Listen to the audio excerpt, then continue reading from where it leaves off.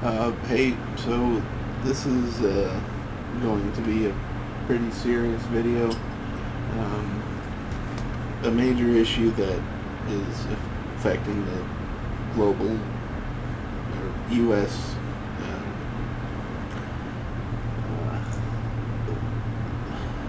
it's it, uh, some nationalism basically, but I'm looking more in the sense of race relations within the United States. Um, what's come up recently, I try to speak out on civil rights issues for all peoples. Certainly, Black Lives Matter is one of those groups. I don't use a hashtag trending topic. I just talk about issues. So I don't use catchphrases for anything. Like I don't say Black Lives Matter or Blue Lives Matter or All Lives Matter. I don't use any of that. I just talk about simple facts, or in some cases anecdotes, what I've seen, what I've experienced. And I've seen and experienced a lot. I don't know if I've talked about my academic qualifications, but they're worth mentioning. I have about 1,500 college credits, which is about the equivalent of 10 degrees.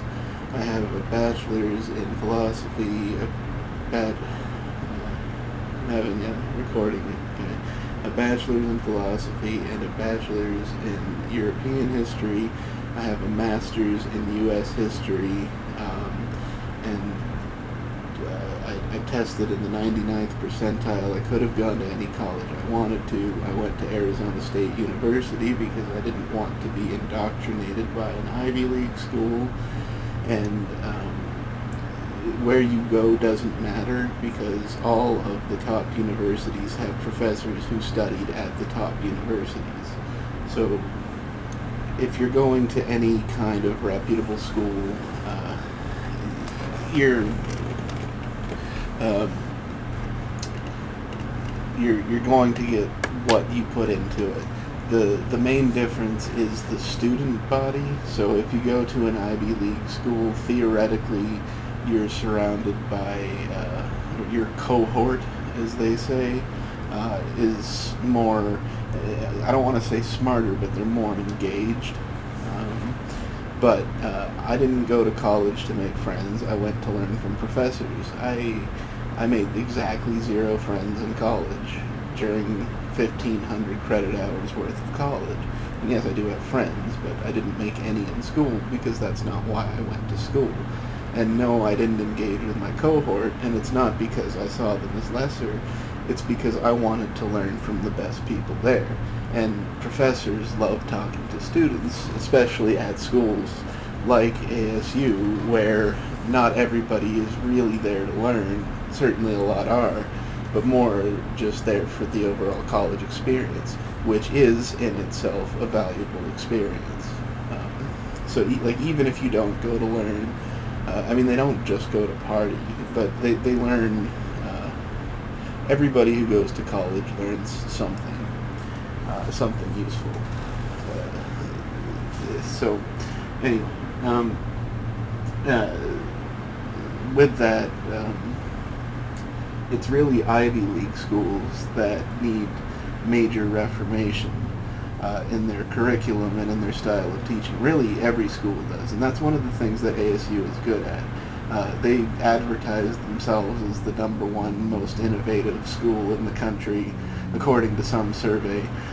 But the thing is, that might not actually be wrong. Like, we're not talking about the University of Phoenix, the joke school. We're talking about Arizona State University, which historically has been a punchline, but it's been a punchline because it had a reputation of being a party school, and the acceptance rate is through the roof. But those things do not, neither of those things speak to the actual quality of the education present. They hired some of the top minds in academia work at ASU. Lawrence Krauss is the first that comes to mind. The first Mars rover was built at ASU. It is a top school. especially their graduate program. I would and did go there over any Ivy League school.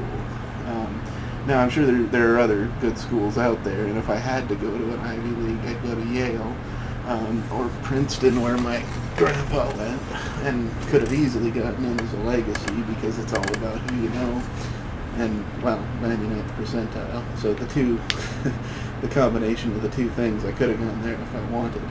Anyway. I didn't mean to ramble on about that so much. I just wanted to let you know that I studied a lot, so this is coming from an educated point of view. My studies in history focused on Islam and African history, so colonialism mostly, not. So, I mean, some very specific to Africa, but colonialism more broadly. So, really, in every area that has been colonized by Europeans, and even some before the Europeans, is like China colonized inland in areas that are now China that weren't always China, and Tibet being a famous example. But that's also a little different. Anyway, that's not the point. But the point is, I know a lot about race relations globally, and what makes America interesting is that it was created as an immigrant nation and meant to be a melting pot. Now, in this, I'm not going to get into the genocide of the natives, not much at least, because that's worth a video that's worth a video itself. And certainly what we did, or not we, but our ancestors, if you're a white person in America, it's we. And even some black people. There are certainly bad black actors as well. So it's not just white people, and most people realize that. Like there's not at least within the academy, they all know they don't just blame all the problems on white men. Women is another area that needs more study, and in large part because they're culpable. Women want to talk about we should be represented more in history, and the way that especially white women would be represented in history would be as co-perpetrators. So is that really what you want? The idea of a great man in history is almost always wrong. People are all deeply flawed. Certainly some exceptions. One of my favorite people is Dietrich Bonhoeffer, who was a Lutheran minister in Germany during World War II and died because of his stance against Hitler. So yeah, I mean, there are great people in the world, and there are great women like that too. This also is not about that. So anyway, one of the things that I've been seeing a lot is people telling me, you can't understand the black experience. You can't understand what it's like to be black in America. To which I say, no, you're wrong. I can. I've grown up in the ghettos in Phoenix, which is worse than most people realize. Because you hear Phoenix, you think sort of a desert oasis, Scottsdale, Paradise Valley. You think about places like Sedona, which isn't Phoenix, but you think about places like that. You don't think about Compton, which we have a version of. I live in West Mesa, which is the reddest color of crime on the crime map. This earlier this evening, 100% true, there was a helicopter flying right above my room, yelling to a suspect, you can't escape this helicopter, so just give yourself up, stop running. About 10 minutes later, the helicopter was announcing, we're looking for a white male wearing a white T-shirt. If you have any evidence, or if you have any information about his whereabouts, call 911. So he outran the helicopter. Then about 15 minutes later, in my apartment complex, there was a shootout between the guy and the cops. Now, this is not likely a story that's going to make the news, because most shootings in the ghetto don't make the news. The news vans aren't anywhere nearby, so it's not like they can just see the helicopter and get there in time. And it's in an area that nobody cares about. So it's like, oh, there was a shooting in the ghetto. The only time that there are stories like that is when there are serial murderers and serial rapists. Now, those are certainly newsworthy, but those are the only shootings that get reported.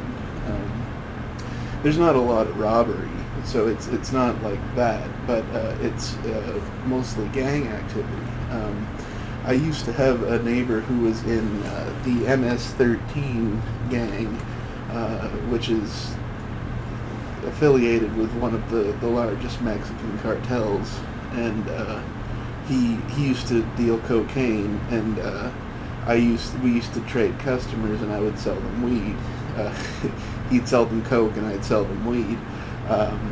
And where I live in Mesa, I am a white minority. I live in, it's 83% Hispanic. West Mesa is 83% Hispanic. And it's not, and the remaining 17% isn't white. It's something like 5% white. So I'm not only a minority, I'm a barely even represented person.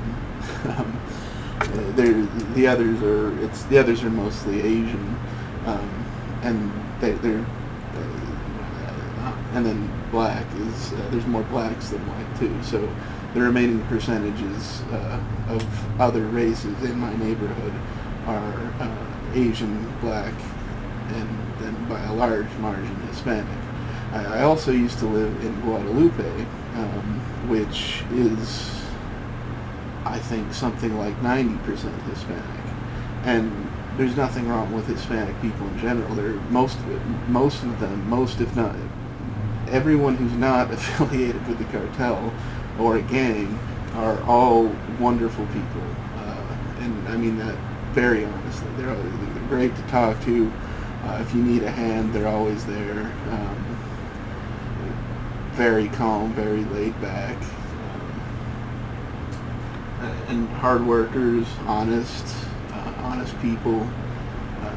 So I mean, I have nothing bad to say about them as a community. Like I've had no problem growing up as a minority in that sense. But at the same time, I am sort of viewed as an outsider. I get a lot of funny looks. And now, this isn't to say that this isn't why I know what it's like to be black. Yes, it's worse to be black. Well, that came out wrong, but I hope you get what I mean. So yes, the main thing the main argument for why it's always harder for black people is because at any given moment you have to worry about getting shot by a cop. And yes, there is truth to that. If you get stopped, there are several instances of completely innocent black people being essentially murdered by police. That's not really something that you see much of in Arizona with black people, but you do see it with Mexicans. And you see that and other horrible stuff too that isn't just shooting. I mean, I've seen police officers mace young girls. There was this group of 15 or 16-year-old girls. I forget where exactly, but they somewhere around where I live here in West Mesa, and they were drunk and they were being obnoxious and they were underage, but like they were no physical threat to the several police that were there responding to the call. And so one of them just pulls out his mace and maces them, and they were Hispanic. Now, I assume they were Hispanic. I mentioned that I wasn't going to say much about natives in this because that's an entire other, that's worth another video. But we also have a large population of natives, so they could have been natives. And another thing is with the numbers of the demographics, those groups don't report the numbers honestly. In large part for fear of deportation.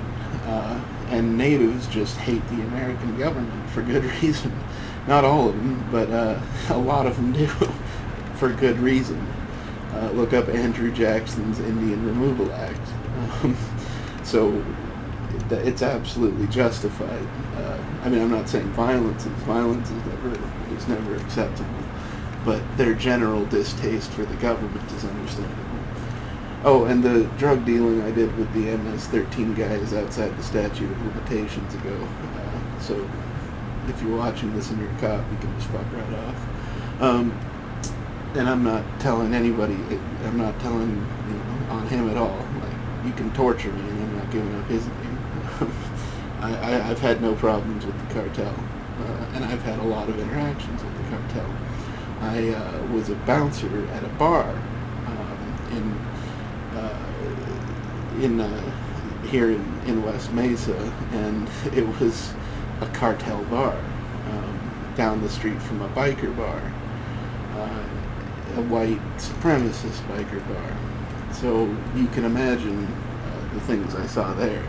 And this is true. I'm 6'5", big guy. I'm overweight now, but I was 6'5" and in shape then. I was still a little puffy, but there was a lot of muscle under that puffy. And so, I've been stabbed, shot by low caliber. In Phoenix, a lot of people carry really high-powered pellet guns. I'm not really sure why that's a thing, but it's a thing. So I've been shot by pellet guns that you just kind of have to tweeze out a lot.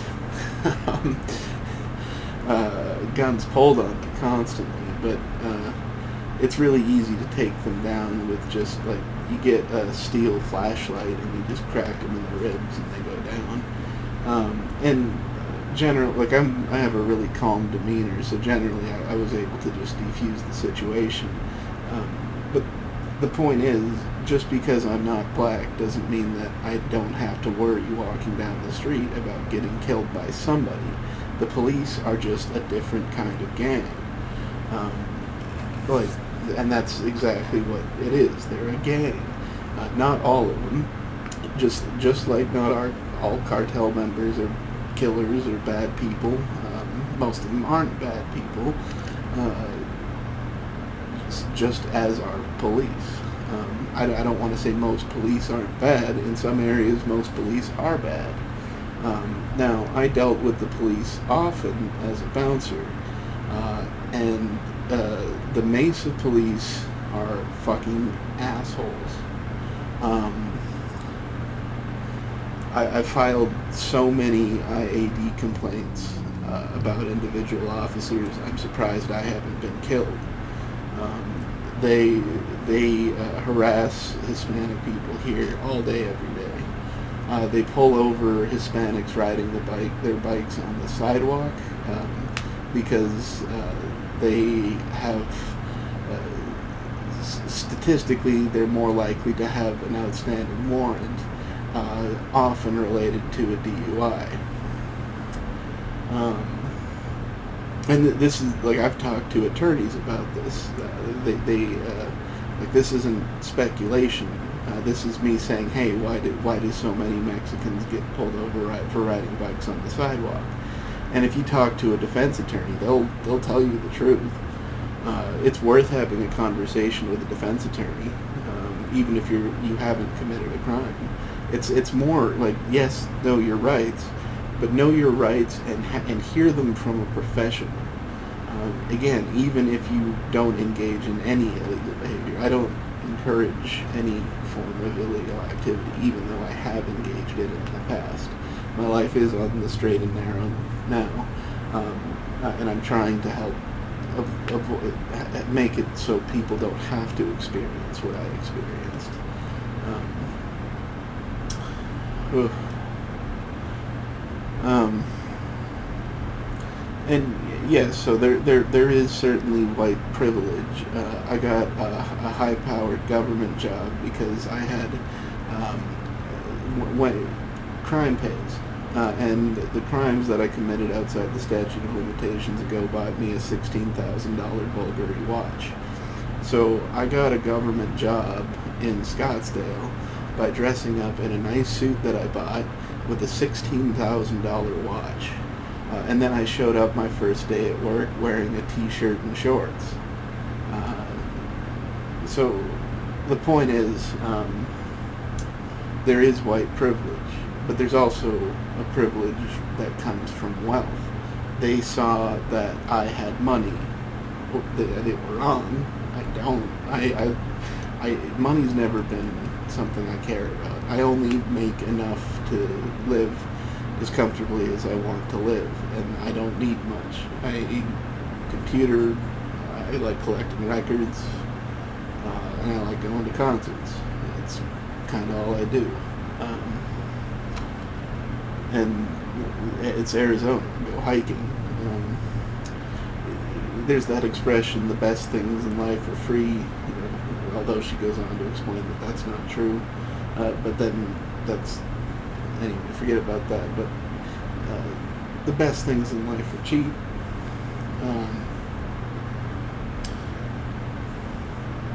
So, I mean,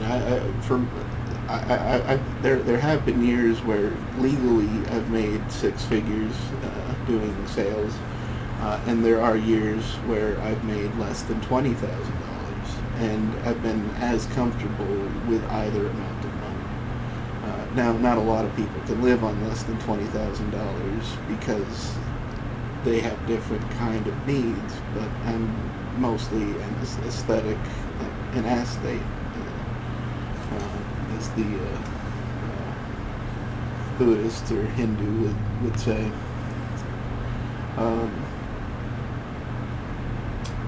So finally, the last thing I want to talk about is the use of the N-word by black people.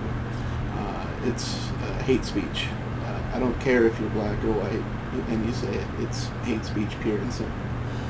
You don't need to go back and edit it out of music and movies, but you need to stop using it. It is hate speech. There is nothing good about that word. I understand why you took it back, and I think that was good.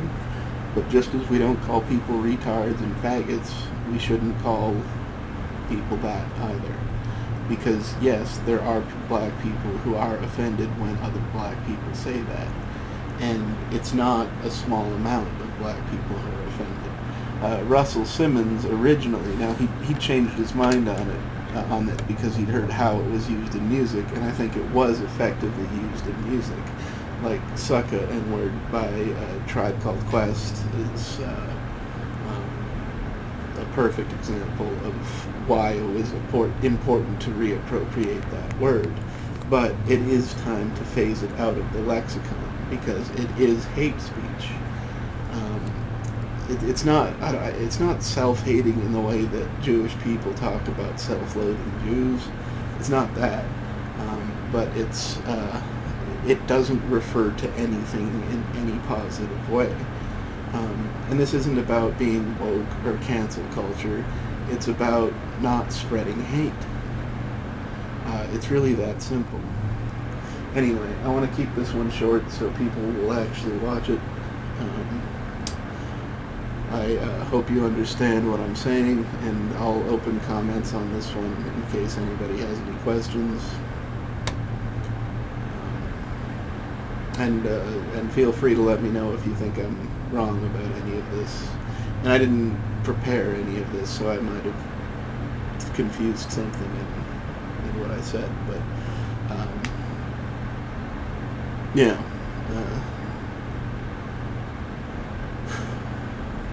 Now it's just a matter of where to go from here. And that's a question for another day. God bless.